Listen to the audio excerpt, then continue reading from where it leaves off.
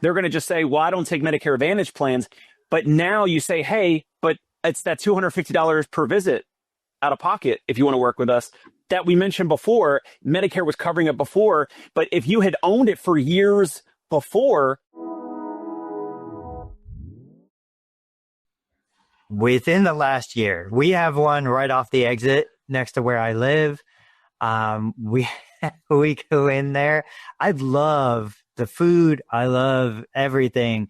Now, here's the thing. So before everybody freaks out, I think the conversation here is really about just change in general, embracing change. Like, how are you building your brand? My brand's 25 years old. I've made changes over that time, and I think it's worth talking about how you roll those changes out, if it's the right thing to do, when it's the right thing to do.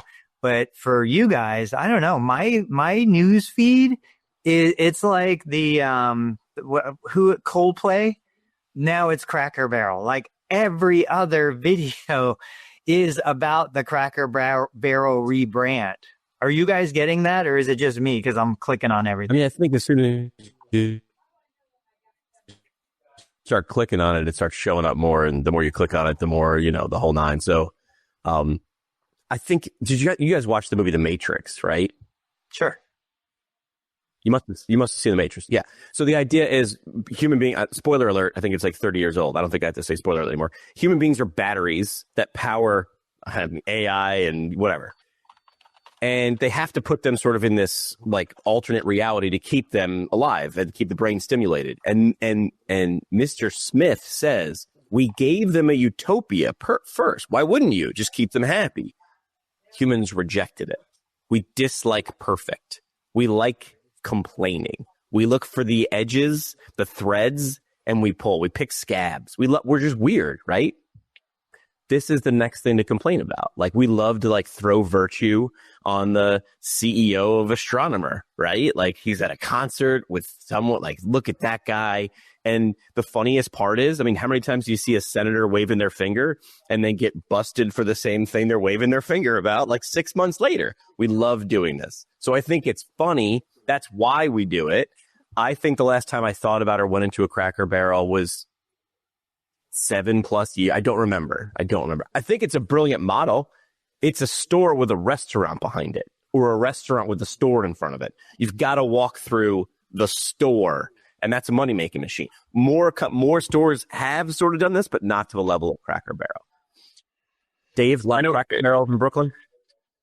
No, but I did, when we were talking about this over the weekend, and I first saw this on, I think it was like Thursday or Friday of last week, whenever we were messaging it, that it was on the news, and certain news outlets were going crazy about it and all that. And yeah, I hadn't thought about Cracker Barrel at all, but I did have to look up how many stores they have. And it was something like 600 something, maybe 664, something like that. That many.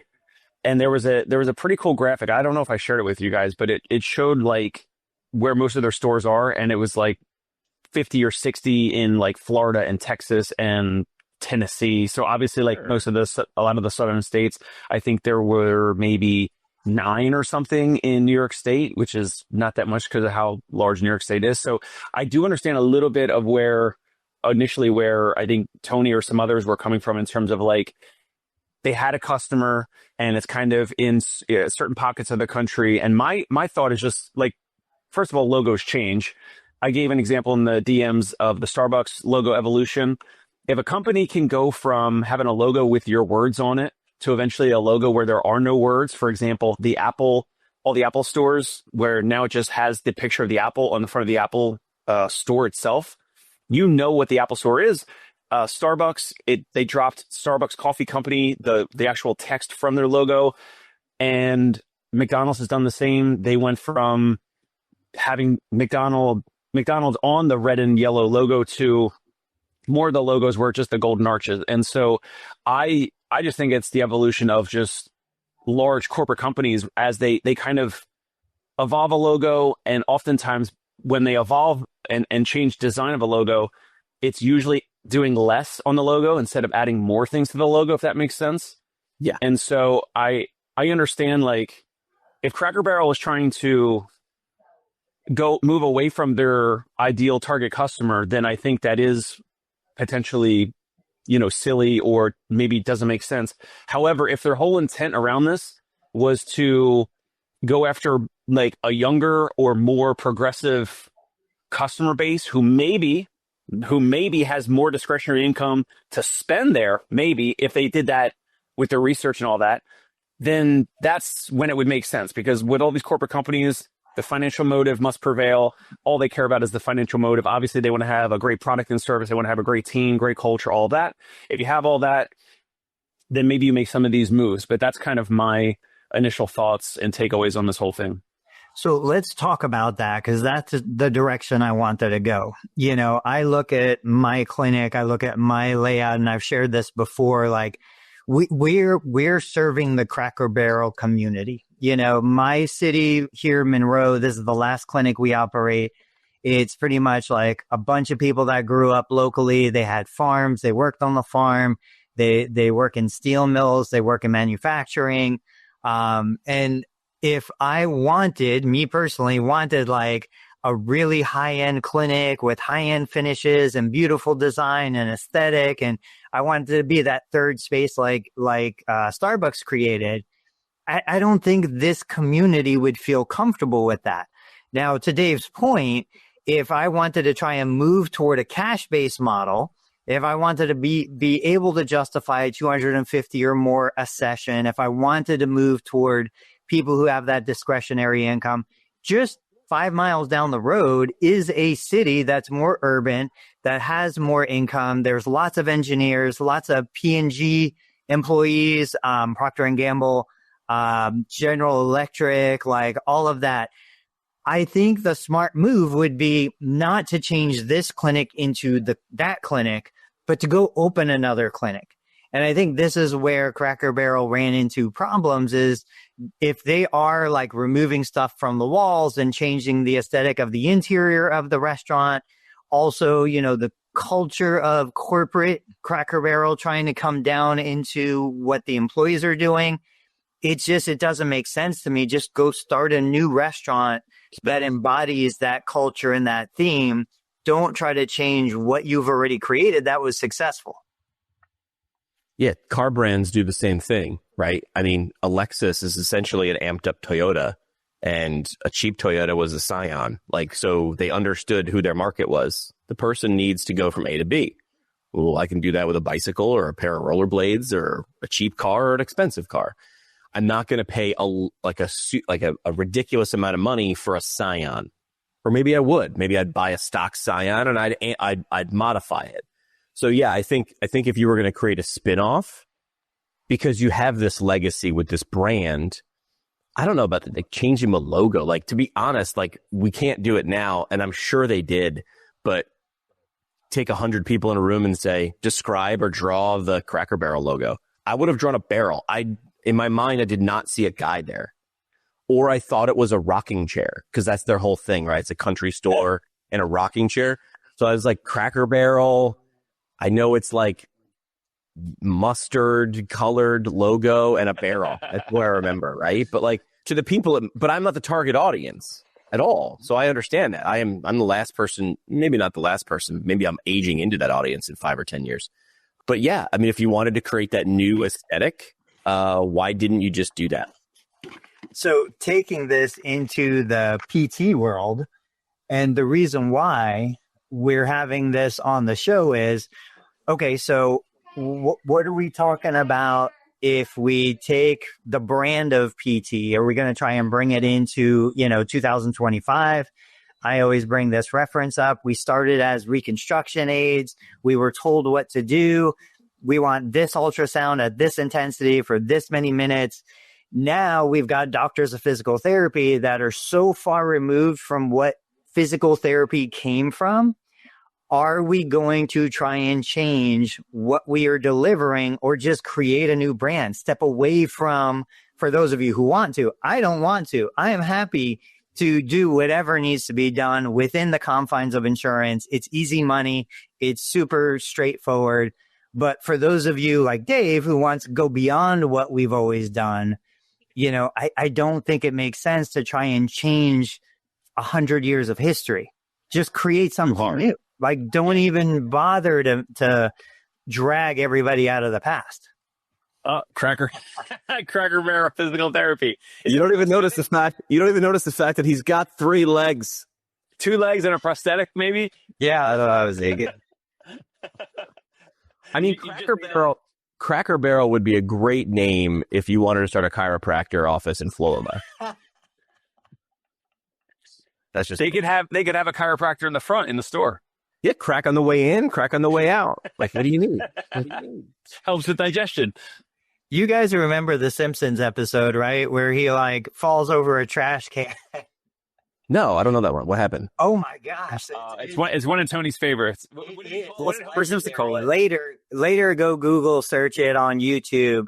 Homer goes to a chiropractor. It's hilarious. But anyway, anything else on that? Anything else on that topic? Well, I think the big one for that is where you were just going with it, which is we were reconstruction aids. Then I would love to know someone rebranded it and said, this is a new profession. This is different. What are we going to do now? So the question is, are we there? We had a conversation maybe a year ago where I threw out a ridiculous idea that said, like, will there be physical therapists, occupational therapists, physiatrists in 20 years, or will they be absorbed into one profession? Right? And people scoffed at me. Like, that's ridiculous. Of course that wouldn't happen. But is it as crazy as saying, well, you're a physical therapist, but you work in inpatient or hand or pelvic floor or orthopedics? So my question wasn't, will they not exist? It's, will it be morphed and then regulated where this one practitioner can do 15 things, but you have different specialties for those things? I mean, nothing overall is going to change with our profession. It's going to be the same. You're going to have the same type of options. You can go work in a hospital. You can go work at an in-network corporate that has 200, 500, 1,000, whatever locations. Then there's going to be the private practices. There's going to be my style, the home visits. But how can you, a person who is working in a model that 25 years ago did not exist, say there's going to be no change? Meaning, like, I mean, I right now, I don't think from now, of course, the change might be maybe a little more virtual, maybe a little more self-pay and cash, and there's going to be more consumer adoption of the self-pay stuff. But in terms of our profession, the physical therapy, PT, OT, all that, like being so diverse, like you have therapists in a hospital walking your family member, walking them, around the bed. Ambulating. Thank you. Ambulating safely, watching the wires, watching the leads, making sure they don't fall and trip and sue the hospital. But then there's Tony's physical therapy. There's home visits. There's the physical therapy practices now that have turf. Like, other than what's already existing, I'm not sure how much more it could evolve, but I don't think the profession as a whole will really change. I think it's more on the consumer side. I think more of the patients and consumers are finding, like, whether it's from Instagram video, YouTube, Facebook, whatever, they're finding more of these professionals that are offering what they want or what they need. And more practices don't, they don't have to use physical therapy as their name. Like my first 3 words were concierge pain relief. Yeah, we do physical therapy. They're Strive to Move. And that's like, Dr. Josh Funk's practice. And he, yes, they do physical therapy, but, they're not saying physical therapy is more about the movement and the independent type of patient that they want to attract. So I guess the question is, no pressure, no diamonds, no pressure, no change. And if you live in the Facebook comments, I see a lot of people complaining about the future of the profession, how to get people to go to school to become PTs, to then attract them, hire them, and keep them, and not a whole lot of a problem, right? Like, what would the top 2 problems? I asked this the other day to ChatGPT, and I asked it on LinkedIn. What are the top 2 problems in the profession of physical therapy? And they said reimbursement, getting paid for what we do, and finding PTs to work for you. It's not this thing that we're talking about, which is, do people know what we do? Enough people do. We have bigger problems. Am I wrong? Yeah, no, I agree. If you go along with that, then, and you're in the Facebook comments, the problem is everyone's saying the debt to income ratio. Could that cause a change? I look where the complaining is and say, well, what happens when that gets I think point and breaks? I think it already is because you guys all see more of these therapists going out on their own or, small micro clinics with a couple different therapists and they're charging out of pocket or they're maybe like they take Medicare, they take Tony's Learn Medicare billing course. They bill Medicare, but then they're self-pay with all the payers. There's more of that hybrid practice. There's more of those therapists that are going out on their own that don't want to be in a normal corporate environment. So I think like we're already seeing that change because now there's so many therapists that are independent. We're going to talk about Luna in a few minutes. Like there's therapists that do a little bit of Luna, they're working a corporate job, or they're switching, they're doing some Luna and some like their own self-pay private, clients that are just paying them directly. So I think we're already seeing that when we're talking about the payment and reimbursement from health insurance absolutely is driving a lot of this. And some of these therapists are going, well, I don't want to go work and see 15, 20, 30, whatever patients at some corporate offices per day. And I would rather see 6, 7, 8 patients a day. And make more and be happier.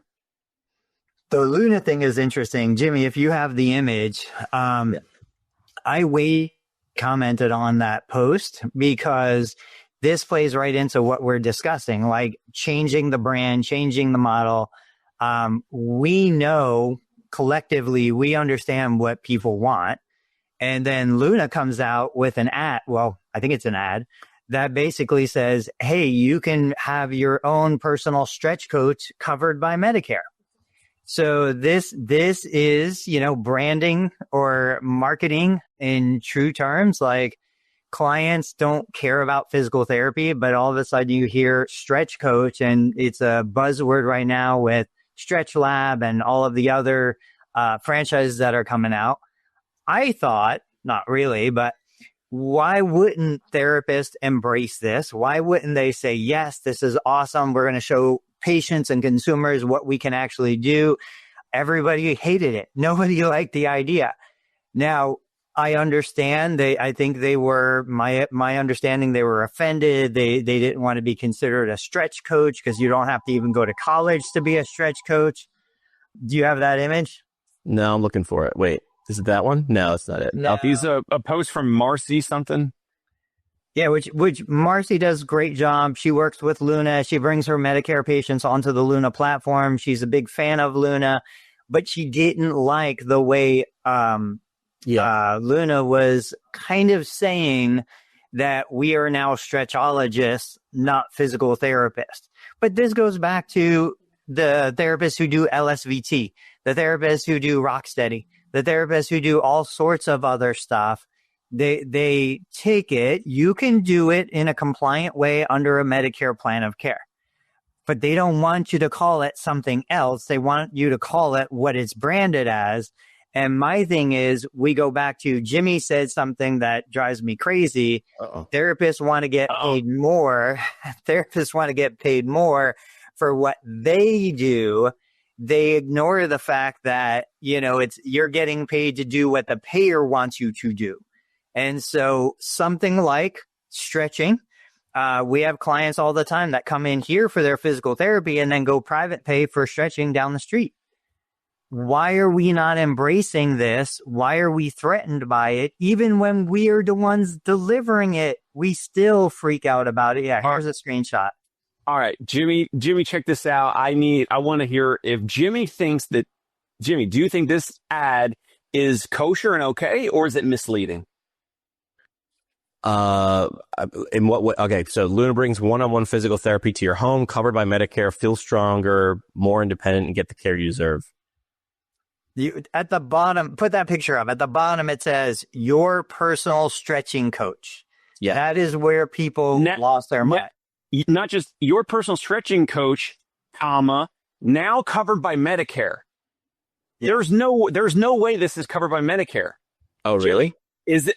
I mean, it's stretching is. Well, I think what they're saying is that I read it as it was part of the whole thing. Like, do I get that? Do I get the stingly things and the warm pack? Like, is that the end of it? Do I get that?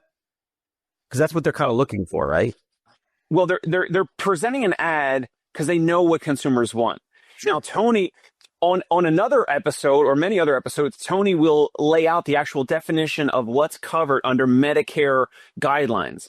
And we don't bill Medicare, so Tony can chime in and remind me or remind us if I'm saying it, off base. But basically, Medicare will pay for helping Medicare beneficiaries not relieve pain, not relieve tension that stretching would maybe help. Medicare pays for helping a Medicare beneficiary return or improve or overcome issues around dressing, bathing, cooking, cleaning, personal hygiene, toileting, all that stuff. All the vital ADLs, activities of daily living, not do it, getting back to yoga, getting getting stretched out, and you're completely ambulatory and you have no functional deficits or impairments. Does that make sense, guys? It does. So the key here, the key distinction, and this is where, you could say it's a gray area. I don't think it necessarily is. What is the intent? So if I have a patient who developed a fibrosis or developed, scar tissue, and I'm stretching them, let's go into my niche, total knee replacement. They had a knee replacement done. They've scarred down. They can't get past 90 degrees. I can utilize active stretching, passive stretching, active assisted stretching. I can utilize all of these tools to stretch the patient in a Medicare covered, Medicare compliant plan of care. And I can bill Medicare for it. The fact that you want to call me a stretch coach, because who cares? That's not a branded term in any way anyway, means nothing. It's completely meaningless. But to the consumer, I always share this story. When I talk to patients, especially active patients that go to the YMCA, that work out, that do things, they come to me for physical therapy. And then I'm like, you know what? I actually started 25 years ago. I was a strength coach.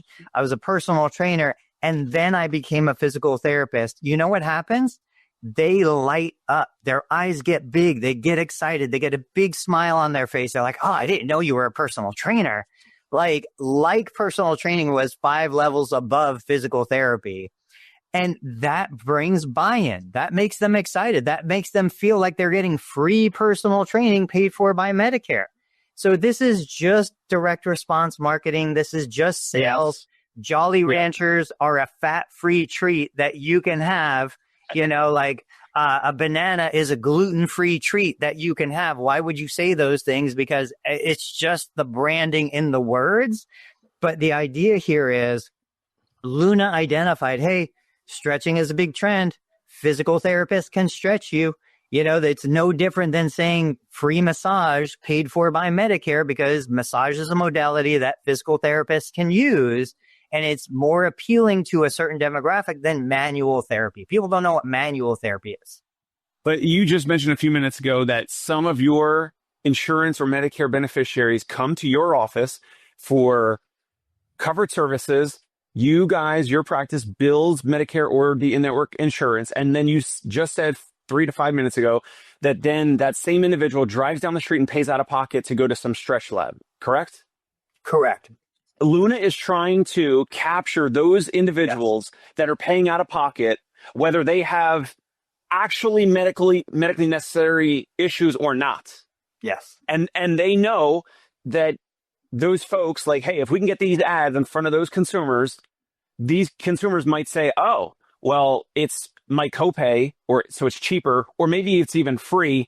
So why would I go to Stretch Lab? I can just go to Medicare. That's what Marcy is saying. That's what Marcy Del Frederico, that's what she's saying.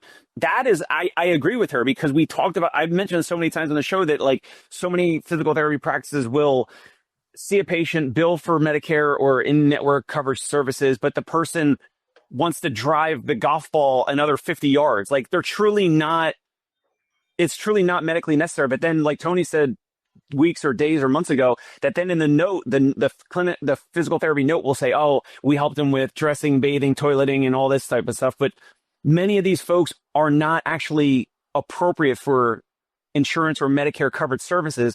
And that is what I believe Marcy is irritated about, even though she's on the Luna platform as a therapist. So I agree with her. It's basically like Luna saying like, hey, we'd rather get those self-pay services, those folks that are going to Stretch Lab. Your insurance covers it. Regardless, and this is the gray area, regardless of whether you actually have a vital impairment or, functional deficit.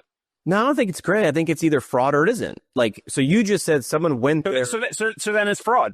There's no way it's kosher. Someone went there and they don't have a deficit. How do you know? On the eval, if you didn't find a deficit, then you continued fraud, right? I mean, I'm not a lawyer. And so many therapists do that. You guys know it happens. Then they should be in trouble. I don't think it's a gray area. Yes. But here's the thing. Let me play with words. And the bottom of this is cut off, but it says your personal stretch coach covered by Medicare. Is that what it says? Yeah. Yes. Now covered by Medicare. Would we have a problem if it said strength instead of stretch? I think it's the same thing. Yeah. What about function? If that, I don't know, Tony, is function part of the Medicare covered services in terms of helping someone regain function? What's the function? If the function is going on a leisurely, travel to Europe, it is not a covered benefit. If function, then it's not covered. So function. So what is? Like, give me like example words. Personal hygiene, toileting, dressing, cooking, cleaning, bathing, all that. Now, my question would be, do I need strength to do those things? Here's where you're going. It was a post that I shared about a week ago where I said, look, what are you guys telling your client who comes in and they say, I want to travel, I want to go back, do these things in the community, I want to have fun, I want to hike for leisure. What are you telling them? How are you explaining that Medicare doesn't pay for that? And every single one on that thread, except one or two who kind of know me, they're like, oh, well, you can always justify it. And if you want to, go hike for leisure, you have to be able to walk across the room and you have to walk on uneven surfaces. So for decades, the profession of physical therapy, I think the indoctrination came from schooling, has been programmed to think everything has to be paid for by Medicare. And if it's not, I agree. If it's not, we're going to figure out ways to make it covered by Medicare. That was fine. Because they don't own the price. They don't own the value of what we do. So they're like, what if someone like PTs don't like to be wrong. I don't want to say, hey, it's $250. And they say, well, I'm going to just go down the street and use my Medicare. And they lose that patient. That's why. Yeah, that's exactly. It's the difference between the business owner and the therapist. It's the difference between somebody who understands what the payer contract says versus what my academic background said. We were all trained. You got to be patient advocates and you got to support your patient and get your patient what you want, to the point that we are willing to lie. We are willing to hold back information saying, no, we're not talking about traveling Europe and cobblestone streets. We're talking about walking through a transition from the kitchen to the family room. And they need to be able to do that. And they can't do it as well as they should. So we're going to work on that. I've been a loud advocate for saying, look, if you really look at what we are doing, and the difference now is we are getting paid 34% inflation adjusted value today than we were 15 or 20 years ago. We can't keep doing that. No. When there was a little bit of cushion in the pricing, we could do something like that. There's the chart. We can't do that anymore. So if a client comes to you and says, hey, I saw this ad, you're going to be stretching me so I can go play pickleball. Yeah, beautiful, $250. Hey, I saw this ad, you're going to be stretching me so I can literally sit on the commode. Okay, Medicare will pay for that. And we have to be honest with ourselves, with our patients, which goes to, I don't think you guys saw it because we didn't discuss it. It goes back to, I just shared another post saying, hey, why aren't we giving the patient an itemized breakdown? I prescribed 10 visits for this, insidious onset left shoulder pain. 10 visits is $250 to $2,500. Your Medicare discount brings that down to about $1,000.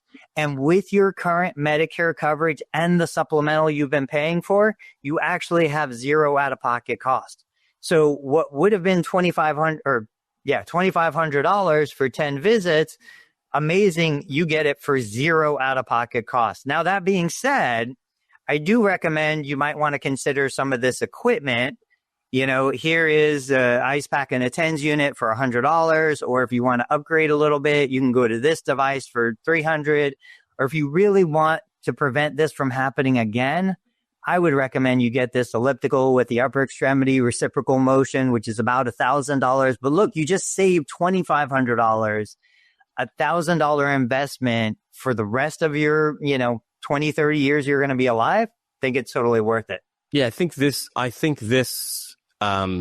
more information, like you usually say less is more, But I feel like what you just said and what you outlined in this post is more, which is like making sure people can understand value versus cost or cost versus price, right? So what you're saying is if we agree to discount a $250 visit to Medicare all the time, you're never going to stop doing that. You are literally just classically conditioning someone into thinking what you have is worth less, and you're going to discount it, or you're going to find a way to make it free for me and $38 for you. So let's go through this again. So what you're saying is, why wouldn't you tell your patient that he's actually getting $2,500 for a 10 visit plan of care, saying it's $250 a visit times 10 equals $2,500 for $1,000 for the $100 payment you're actually going to get from Medicare times 10 being $1,000. Now they feel like they are $1,500 up. I'm playing with house money. And they are. I mean, it's not even, again, this goes back to Jolly Ranchers are fat free. They are saving that money. They do get to celebrate more than a 50% discount just for being a Medicare beneficiary. Right. And then when you look at this, it is not an accident that video game arcades and casinos don't let you play with money. They could do it. They could easily do it. There's cash right there. You can put cash. There's a reason they do it, because when it doesn't feel like money, like you can't really walk out, the process of turning a card at an arcade with a kid back into cash, I'll just turn it into a crane machine and some bleep blop bloops and some lights. So why not use that for good? But like, here's the thing. Here's the best part. Is this true? Like, are they actually getting $2,500 worth when they're only having to pay $1,000? It's true if you believe it. It's true if you provide it. It's true really not if you believe it. It's true if they believe it. But this takes a while, and this takes repetition. And to communicate this, it's simple, but not easy. And I'm saying it's right. I'm not disagreeing with it, just to be clear. Well, side question for Tony. Tony, how often have you seen traditional Medicare beneficiaries, for whatever reason, jump over to Medicare Advantage plans? Does that like never happen, or does it happen sometimes? Or vast majority. And the reason why is because Medicare Advantage plans are phenomenal at saving you money and making, if you're going to stay local and you're not traveling the world and you're not rich, like Medicare Advantage plans are amazing financial tools to help cover the cost of healthcare. And just remind the audience, so if a traditional Medicare Part B visit is like $100, $120 for the eval, follow-up visits are like $100, it averages $100 whatever, $300, $106, $109 or whatever for a plan of care per visit. Does the Medicare Advantage plan pay similar to that, or is it well below it? If they should pay on par. Now, I'm going to say your numbers that you're citing are a couple years old. Realistically, 4-unit visit follow-up right now with a PT, about $87. With a PTA, about $82. That's for an hour of therapy today, 2025. Most Medicare Advantage plans should be on par with that. The difference is beneficiaries are not paying premium. And they don't have a supplemental plan, which means that they're usually paying a $30 to $40 copay. The allowed amount on a Medicare Advantage is usually less than the Medicare allowed amount when you're contracted. So we have a lot of Advantage plans that are coming in at an hour of therapy about $72, $77, but the patient is paying 30 to 40 of those dollars. So the plan is paying me about 30. The patient is paying 40. Total collected is about 70. And now a lot of these plans are increasing audits. So I've got to spend administrative time sending in documentation. A lot of these plans are requiring authorization. So we've got to spend time on the front end doing extra paperwork. If I didn't embrace being a billing company first and a therapist second, I could not be in business today. And if I didn't have the advantage of 25 years of history, I haven't bought new equipment in 20 years, which we can talk about a practice that's for sale right now that we grabbed the screenshot. But my point being, I've got leases that were negotiated 15 years ago. I've got equipment that was purchased 20, 25 years ago. A new therapist coming into the world today, being born today, you cannot compete with me because I have so many advantages over you. don't try to play the game in my backyard. It's never going to happen for you. Perfect. And I'm not slam dunking anyone, but this proves my point. And I agree with you guys on, you have a Medicare beneficiary, but we don't take it. But the others watching, listening, and you should be saying, here's why it's the value is $2,500 and you're getting it for $1,000. And the reason why you should be presenting it that way and owning it and reminding them. And I can't remember if it was like Dan Vapney or someone wrote online, like they want to try to contact their EMR to make sure it's like on all the EOBs or the statements or something like you're saving this, you're saving, this is $2,500 value, but Medicare's just paying $1,000. So you're actually experiencing real savings and real value here. The reason why this would be great is so all the therapists, especially that follow Tony with Learn Medicare Billing and all that, if they have these Medicare beneficiary patients, and that's why I asked, like how much or how often do they go from traditional Medicare to Medicare Advantage plans? The therapists that are not as experienced as you, Tony, that do not have all those advantages, that don't understand billing, and they're not set up for Medicare Advantage plans, let's say for a couple of years they're in practice, they're treating a bunch of Medicare beneficiaries, and some of them jump over to Medicare Advantage plans, but they're not set up for Medicare Advantage plans. And if you don't own here's the $2,500 value, but you're getting it for $1,000, and it's basically like a $250 visit that we're charging, but Medicare is covering it. They jump over to Medicare Advantage plans. Now the practice owners that are somewhat newbies or they're a couple years into practice, they don't have all the experience and the savviness that Tony has and all the admin and the back end and the understanding about billing and everything. They're going to just say, well, I don't take Medicare Advantage plans. But now you say, hey, but it's that $250 per visit out of pocket if you want to work with us that we mentioned before. Medicare was covering it before. But if you had owned it for years before with those same patients, the patient jumps over Medicare Advantage plans. Now, all of a sudden, if you don't want to take Medicare Advantage plans or you evaluate them and you say, hey, it's not covered or you're not medically necessary or whatever, if you want to work with us, it would be a self-pay rate of $250 per visit or whatever you guys all want to charge. It's so much easier to convert those individuals to pay you out of pocket. They already should know you, like you, and trust you. You've treated them. But in terms of the actual value, if you didn't convey that value for months or years ahead, now they jump over to Medicare Advantage plans. It would be so much easier to go lean back on that $250 per visit that you were kind of conveying in terms of value. Now the payer is different. It's shifted to Medicare Advantage plans, and it would be so much easier for therapists. But when they just stay on that in Medicare or insurance or whatever, and they're just like billing the beneficiary, they jump over to Medicare Advantage plans. Now it's a big lift to try to say to someone, well, it used to be covered. Now you're a Medicare Advantage plan. We don't take Medicare Advantage plan. We're not set up like Tony Maritato. So it's $100, $150, $200 per visit out of pocket. And now they're going to get way less conversions, and those folks are going to drop off, and those patients are going to go elsewhere. This is how I threw that party in San Diego at CSM a couple of years ago. It's the same shift. Here's what I did. I found about 10 companies that I knew were all going to spend $10,000, $15,000, $20,000 on dinners and taking people out and throwing parties. Their parties were going to be B minuses at best. So I pooled their money and said, I'm valuing this ticket at $250 a person. They turned to me and said, no one's going to pay $250. That's the thing. I made the companies pay. I said, give me your $10,000 that you were already going to spend anyway. I'm going to lump it with this guy's 10 grand and this guy's 10 grand, and none of them are competitors. And I'm going to rent out the San Diego Children's Museum, and I'm going to get the band, and I'm going to get the alcohol and the food, and I'm going to get the entertainment.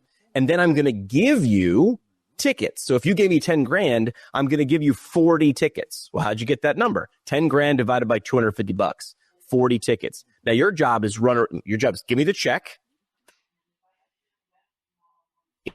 get out of my way, and then run around and make those 40 tickets as valuable as you can. Make sure people know the only way they could get in is by going to your booth or joining your email list or texting whatever or applying for a position. Those were the only ways. It was a shift. As soon as you gave me the 10 grand, I turned it into a party. Chips, same thing. I was just communicating it. And these were super smart people. These were owners of companies and brands and people with budgets.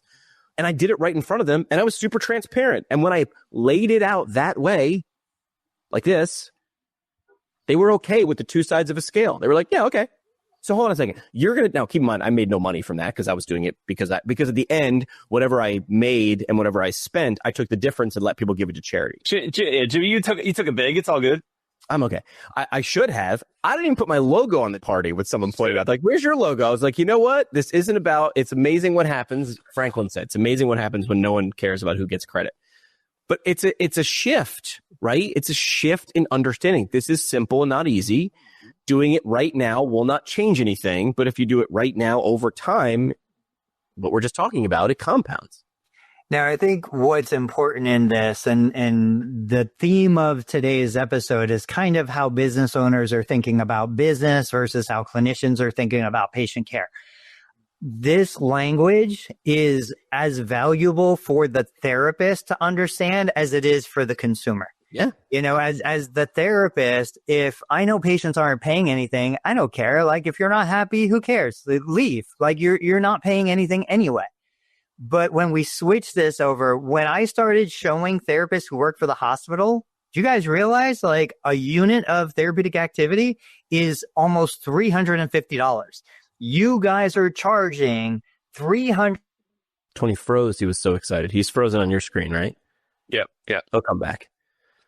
Isn't it amazing though that a theme sort of shows up? Like, just for everybody, keep going, Tony. You froze for a second. I was just saying it helps the therapist to understand and I mean, this is a smarter way to get people to listen longer, as if Tony keeps dropping with really good information, but then pausing for a few seconds, it makes people listen. It's a cliffhanger, a digital cliffhanger. It's smart. Always leave them wanting more. But a theme emerges, right? That's the amazing part, is we don't talk about this. We just talk about a topic, and then these things show up. Those are the things I want people to pay attention to. Like, everything we just talked about for the last 10 minutes is all about how to communicate perceived value. Someone said, what's the difference between value and perceived value?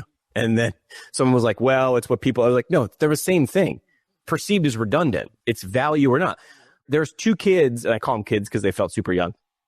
And I'll figure out the name of their company. But they essentially were creating a website for PTs to buy and sell used equipment. I thought of these guys when Tony was just talking about how he hasn't, bought like new equipment in 20 years or whatever. These guys were like, they just booked a meeting from my LinkedIn calendar or whatever. And I was like, what do you guys do? And they're like, we have orthoequipmentexchange.com or whatever. I'll find it. Yeah. And I was like, what do you guys do? And they're like, well, if you're selling equipment from your clinic, other people could buy it. And I was like what? And they're like, look, we have an AlterG for $16,000 that someone wants to sell and is willing to sell it for $16,000. And if you want to buy it, and I'm like, are either of you in PT? And they're like, no. And I'm like, this is where I got this. This is a tough business. This is a tough business. I don't know how much money how much percentage you're gonna make off of every transaction. Correct. Well, yeah. Never mind that. I'm like, what problem are you solving? Well, they need equipment and use. I was like, so now you're competing against Facebook Marketplace, which is free, yeah. Which is free and already has not a first mover advantage, but they're light years behind. But then I said, let's go a little deeper. Like, I felt like I was giving them a lesson. And I was like, keep in mind, I'm like, I don't want to be that guy who talks to like the founders of Apple and tries to talk them out of it. And then I can be that guy 10 years later they're talking about on screen. There was this guy trying to talk us out of it. But they were saying like, we could be the place for clinics to buy and sell used equipment. And I was like, I don't know. Is there enough demand there? What I think AlterG was coming out when I was in PT school. And I was like, look at this. This is going to be in every clinic in the world. This is going to be great.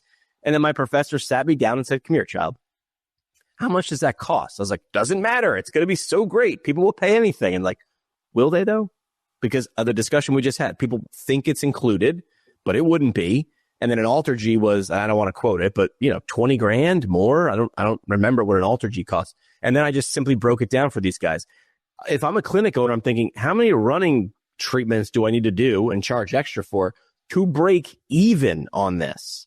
And yes, some people have said you put that AlterG in your window if you if you have a clinic on Main Street, it's a loss leader. It looks so cool. They've got to check it out.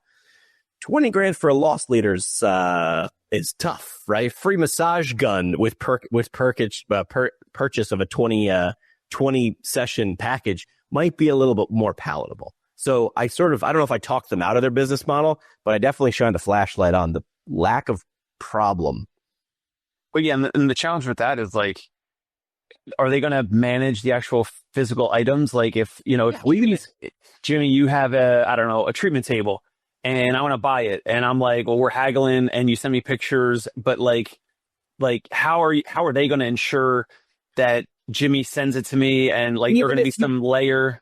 Even if you gave it to me for free and I had to pay for shipping and handling and assembly and yada, yada, it would be cheaper just to go to Amazon or buy a new one at that point. So I'm like, so you're taking a percentage of $8? I'm like, and at no volume? I'm like, walk me through this business model again. Like what problem? I mean, I hate to be like the shark. I mean, I felt like Kevin O'Leary in Shark Tank where I'm just like trashing your idea. You're 100% right. I mean, I like how you started, like, what problem are they solving? And it's like, this is like where it went wrong with Vinicial. Like, it was a nice to have, but it wasn't like vital. It wasn't like, rewind Vinicial, because I remember sitting on my couch in PT as a student then being like, this is cool. Vinicial was the thing, like a pop-up box, the chat box, right? No, that was Rob's. That was the PT Live. So we had iOS. We had the iOS and Android app for patients to communicate, to text with their therapist or the front desk without the therapist giving out their cell phone numbers. So what's the problem with that though? It was messaging. It was secure messaging, HIPAA compliant messaging, but it was like a nice to have. It wasn't mission critical. If you want to have a piece of software, it has to be mission critical. So that's why EMR, a medical record, a schedule, especially what you guys do with FLS, like revenue cycle management, getting owners more money, and the software works in the background. Those things are mission critical. Those deliver value, efficiencies, savings, all that type of stuff. And my thing was like a nice to have. It was like, oh yeah, our patients will be a little more engaged, and the therapist can message them, and they can message their therapist and ask about home exercise program, or the patient can message the front desk to schedule a visit or change your appointment or whatever without having to call in. So less phone volume or whatever potentially. But it was a nice to have. It wasn't like, it was not mission critical. So that, and same thing with these guys with being the layer between owners and two different owners, like a seller and a buyer that wants a therapy equipment. It's not like a red hot problem that they deal with daily.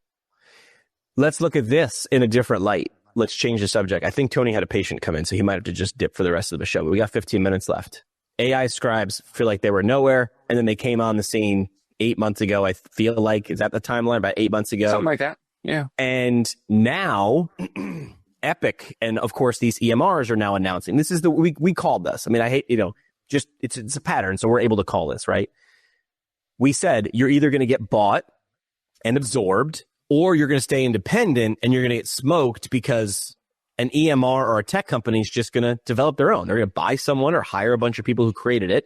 So it's becoming a commodity. So now you're looking for, I feel like this is like a progression of the initial conversation, which is that's a great, nice thing to have in a platform that does 20 other things that is mission critical. I feel like AI Scribes are at that moment now too, where if you're just an AI Scribe company and your client is $200 a month per user, that's a hard business to be in when that client also has to have an EMR or billing system, and they're just going to throw it in for free. Now you're a commodity, and it's difficult to tell people you're not. Does that make sense? Do you look at it that way too? Like what EMR do you use? We use Jane. Do they have an AI Scribe built in? They have been working on one, so it's, I don't know. So they're either going to keep working on it until it's great, and you'll either, if you want to or not, buy a third party or lease or rent a third party one until they do. Would you ever keep both? If Jane's was B- or better, would you be paying for someone else's B+? It depends on how good it is. Right, you're going to look at the difference until they were close, and then you're just going to go, it's a push.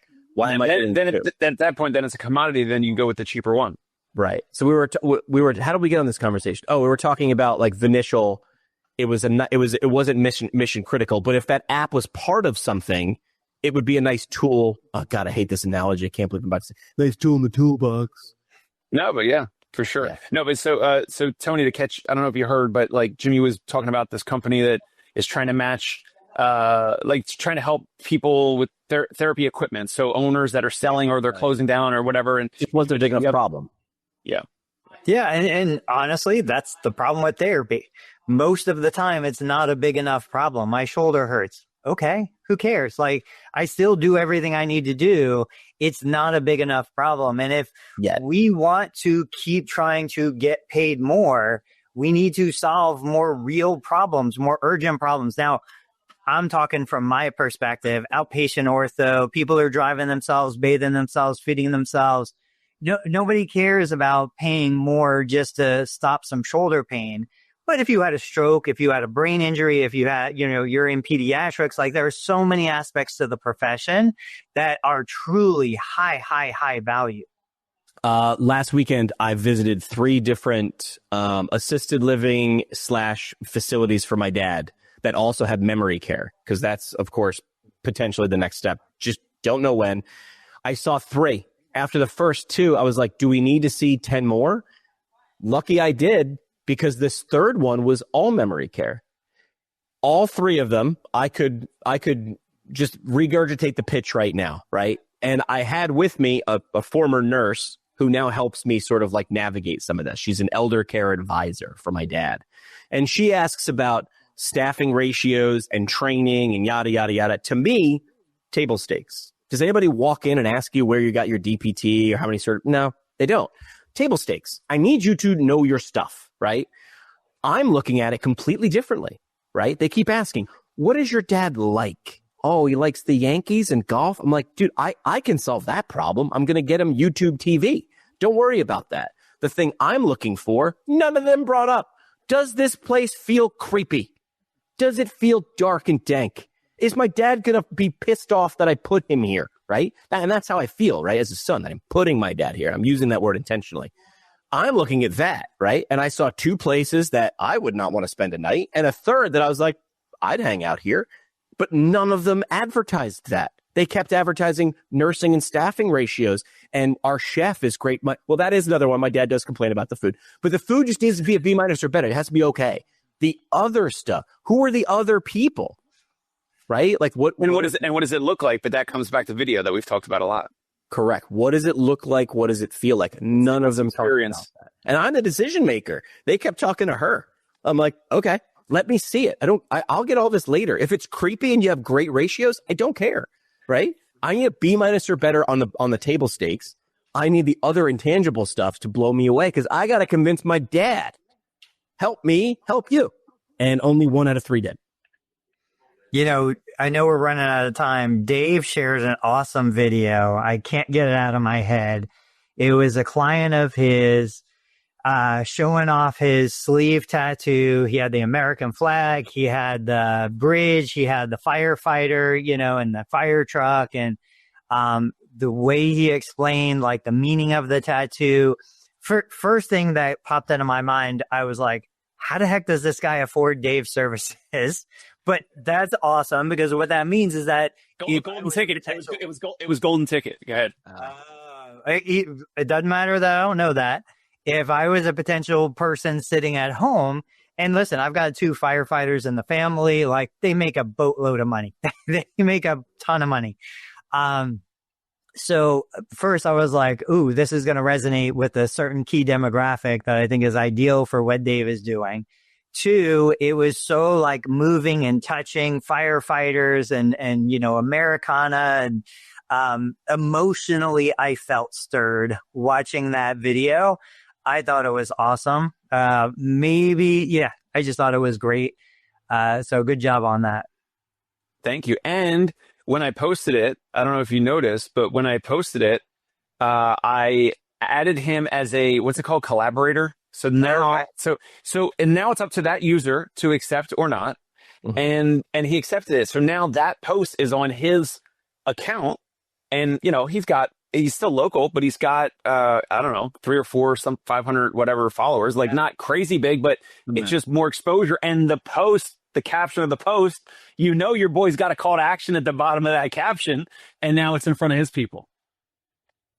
And really, those small audiences are who you want. They're probably friends and family. They're probably local people, like you said. Hitting an audience of 1 million followers doesn't really matter for what you're trying to do. 10 miles wide, but an inch deep, or an inch wide and 10 miles deep. Like, and trust. There's trust there. All right, let's wrap it up. I think Dave is out on Thursday, right?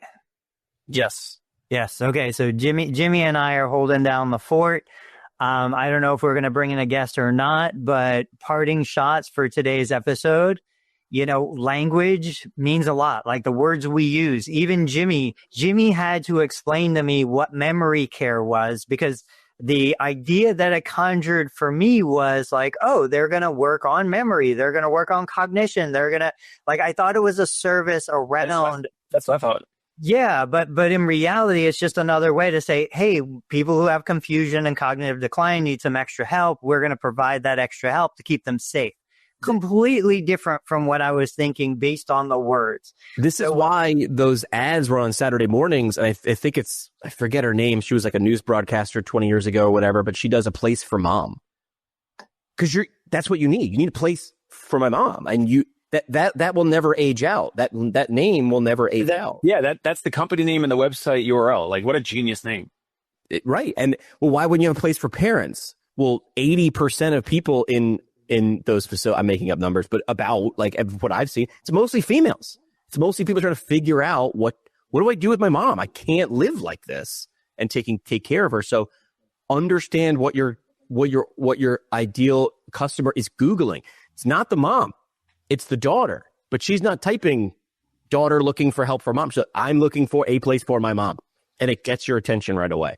So parting shot, Jolly Ranchers are not healthy, but they are fat free. So I'm not going to say eat a bunch of artificially colored sugar. I'm going to say go get some Jolly Ranchers because they're fat free.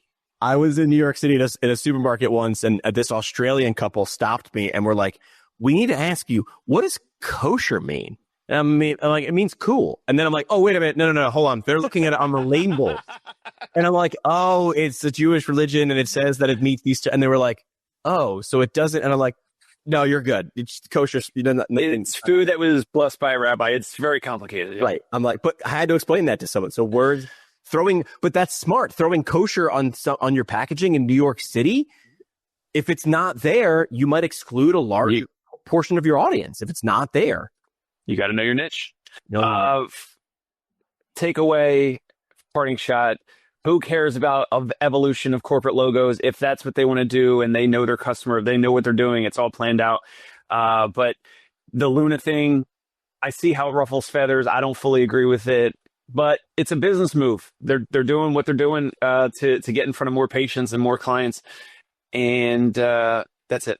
Are we mad they're doing it, or are we mad they're doing it and it's getting more attention than what we're doing? Like that's what I ask. People will rush to merge the two things, Luna and Cracker Barrel. People will rush to Cracker Barrel's stock price. And I go, you guys know stock prices aren't measured in a day. I mean, they are, but you got to look 6, 12, 18 months from now to see maybe 3 years from now. Because if they're measuring a shift in who they want to communicate to, that ain't how you don't measure in the day. That ain't how it's measured. And they know that's a long play. Hey, it's Dave Kittle. Are you a healthcare business owner or physical therapy practice owner who is looking to figure out your succession plan or exit strategy? We might be able to help. And in fact, we may be interested in acquiring your practice. If you're interested, you can reach out to me. Shoot me an email at dave@conciergepainrelief.com. That's DAVE at CONCIERGE painrelief.com, or you can call me at any time, 646-781-8884.